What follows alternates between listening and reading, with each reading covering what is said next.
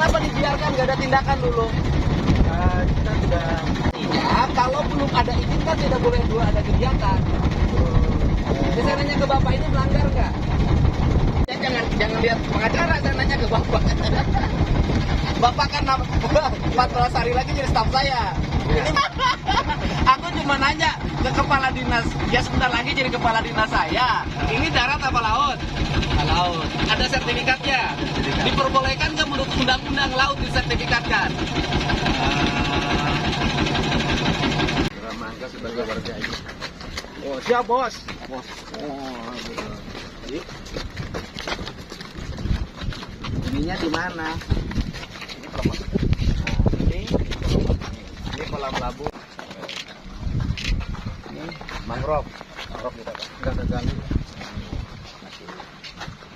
Masuknya rumputnya tinggi-tinggi, Ya, bangunan masuk ke tengah jalan.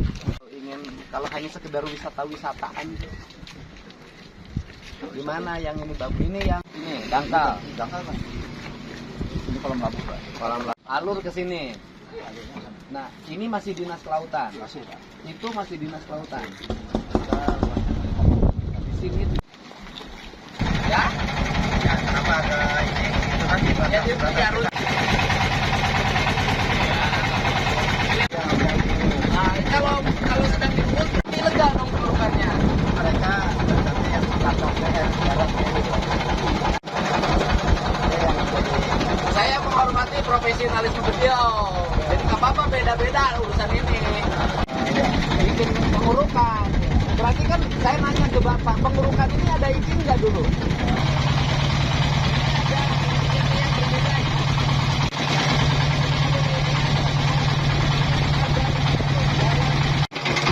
Izin pelabuhan. Pelabuhan kita.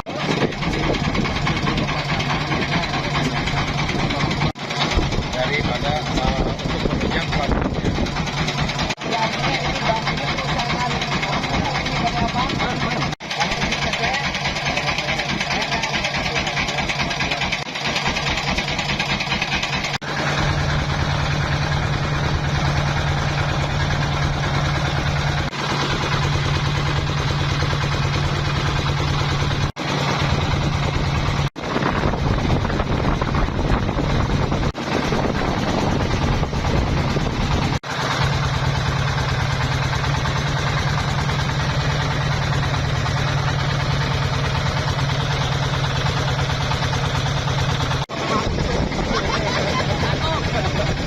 Mereka menguasai laut berapa hektar?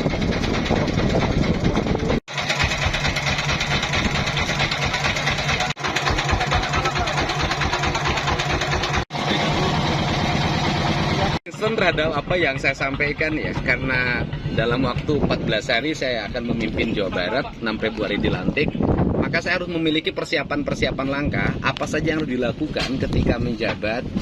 Dan kita tahu saya tiap hari ngomongin APBD provinsi melakukan evaluasi dan sejenisnya, melahirkan hampir lebih hari ini lebih dari 3 triliun efisiensi.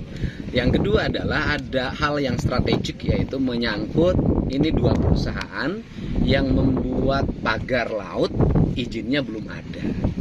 Yang satu ada kerjasama dengan Dinas Kelautan dan Perikanan, yaitu perjanjian kerjasama ya, sewa tanah lahan daratnya. Iya. Tetapi bahwa perjanjian sewa lahan darat tidak mengatur persoalan membuat pagar di sini. Itu di luar kewenangan perjanjian.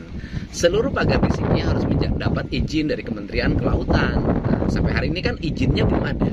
Itu yang pertama. Yang kedua, kepemilikan lahannya juga kita mempertanyakan dari sisi aspek logika kita, di mana laut bersertifikat. Ya, saya tidak akan menyimpulkan dulu.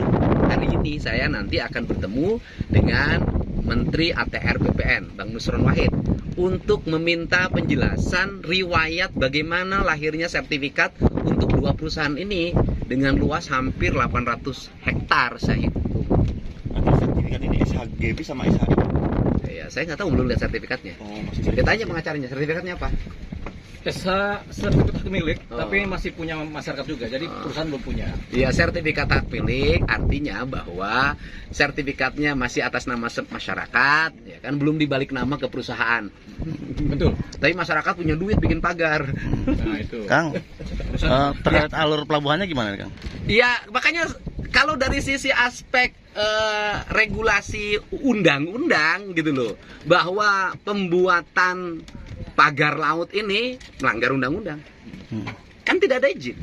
Gitu loh. Itu aja, itu melanggar undang-undang. Makanya melanggar undang-undang, saya sudah meminta Sekda untuk meminta kepada perusahaan melakukan pembongkaran karena melanggar undang-undang. Tuh. Dalam podcast Iya. Bapak meminta bantuan ke TNI AL ini bisa Ya teknisnya nanti gimana? setelah saya ketemu Menteri ATR BPN dan kemudian saya bisa melihat riwayat tanahnya, saya menjabat, tindakan saya berbeda. Hari ini kan saya belum bisa ngomong harus menggunakan TAL karena saya kan belum jabat. Tetapi saya sudah meminta kepada sekretaris daerah untuk berkoordinasi dengan TNI AL karena kalau dibongkar Bangsat Papai nggak akan bisa ini. Gitu loh. Ya, itu aja. Nah, kalau proyek pelabuhan perlu dilanjutkan apa enggak Kang? Ya, nanti kita tanya dulu, kita lihat dulu kan hak kepemilikan atas tanahnya bagaimana, kita lihat dulu. Tetapi yang jelas hari ini hanya ngomong pagar ini melanggar undang-undang.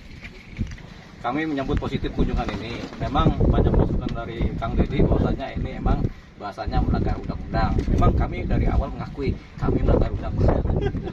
Jadi memang sudah diurus tapi belum jadi. Sudah diurus PKKPRL-nya tapi belum jadi. Kemudian disegel. Karena disegel ini ya kita harus patuh kan. Tapi kemudian ada permintaan dari KKP supaya segera diurus. Langsung kemarin ketika ada perintah itu langsung kami segera urus. Jadi dokumen-dokumen sudah masuk. Mudah-mudahan ada kemudahan dari KKP.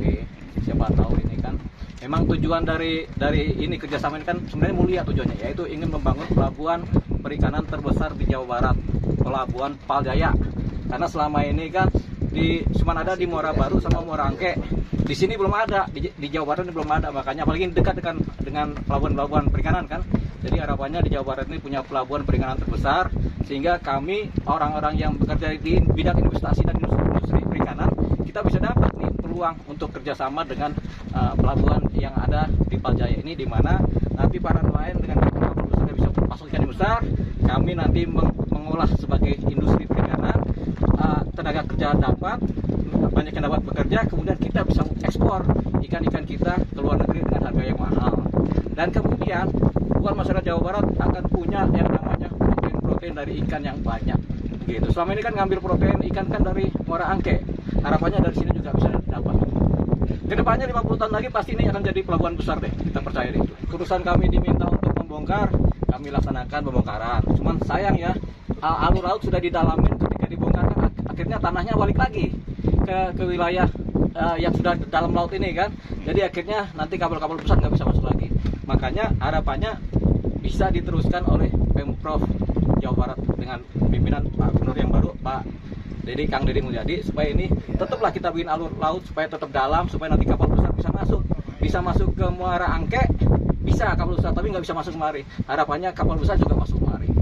Nanti kalau sudah ada pelabuhan besar pasti banyak kapal besar masuk, karena kita juga punya kerjasama dengan perusahaan-perusahaan perikanan yang besar di luar yang memang kita juga pengen juga investasi di dalam sini.